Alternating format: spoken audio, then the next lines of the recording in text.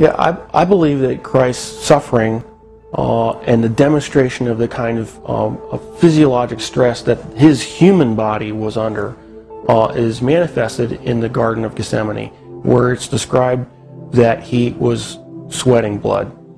And there is a well-documented medical condition in which patients who are under tremendous amount of emotional stress and physiological stress can in fact sweat blood, because little blood vessels within the glands burst and then the blood is expressed. The scourge involved the use of a short whip with pieces of typically metal, sometimes bone, sometimes pieces of porcelain wrapped in these leather straps, which is then utilized to come across typically the back, the shoulders, the legs of the victim. And the first few passes across a particular body part would tear through the skin, the fat, but eventually, once the outer layers were torn away, it would start getting in the muscle and the tendon. And of course, along the way, you're ripping through all the blood vessels that supply all those tissues. And so you're losing blood the whole time. The plant that was described actually had a very long thorn, not the little thorns that we would think from a rose bush. These were thorns that were typically 1.5 to 2 inches in length. The scalp is one of the most vascular portions of our bodies. It had a huge blood supply up there. So then having those thorns shoved down into the, down onto the bony plate would have gone through all the scalp, which in and of itself would have created a huge amount of blood loss. I've seen people actually bleed to death from just a scalp injury. So it's not a small injury to have, who knows, dozens of these things shoved into your scalp. And so that would have caused more blood loss.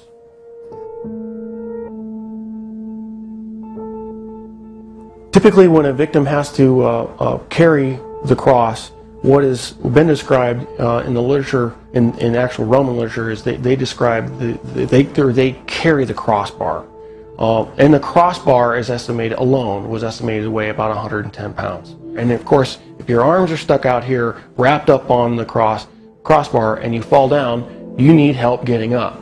You just can't get up on your own, because there's no possible way without your arms to get up. So he would have needed help getting up. If he fell over, there's a good chance that he could have hit his chest, which then could account for the possibility of a cardiac injury.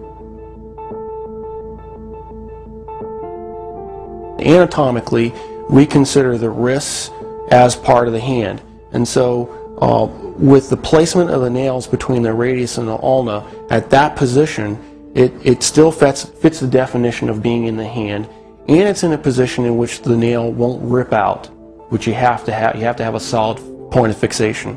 Another interesting point about the placement of that is the median nerve goes right straight through that particular portion of the wrist, and so there would have been either destruction of the nerve or impingement of the nerve that would have created a tremendous amount of pain, so that every time you try to take a breath, it'd be agonizing. You'd be pushing down on spiked feet, which of course hurt, and then you'd be hanging on spiked arms.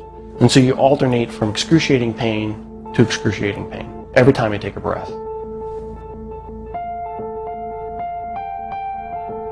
So even if he survives the actual crucifixion, he would have had to survive what I believe to be a lethal injury from the spear, just to find out whether he was alive or not.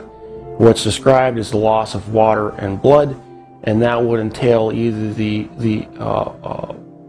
either a pleural effusion or pericardial effusion, and the blood would have come from either pulmonary artery, a pulmonary vein, the aorta or vena cava, or the heart itself.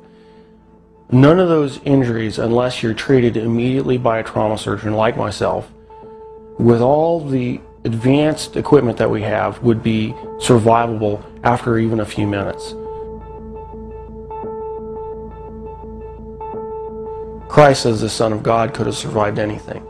He chose to manifest himself as a human at that point in time, and allowed himself to die.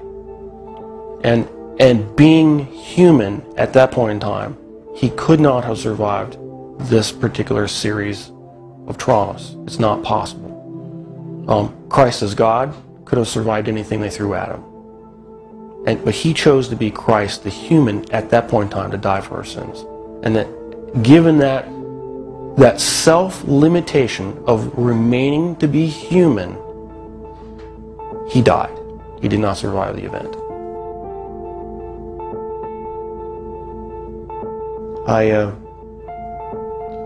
I'm profoundly impacted by it. Because I realized the price that he paid was something I would never be willing to do for probably anybody. It's very difficult for me to even sing songs about the cross, even in worship.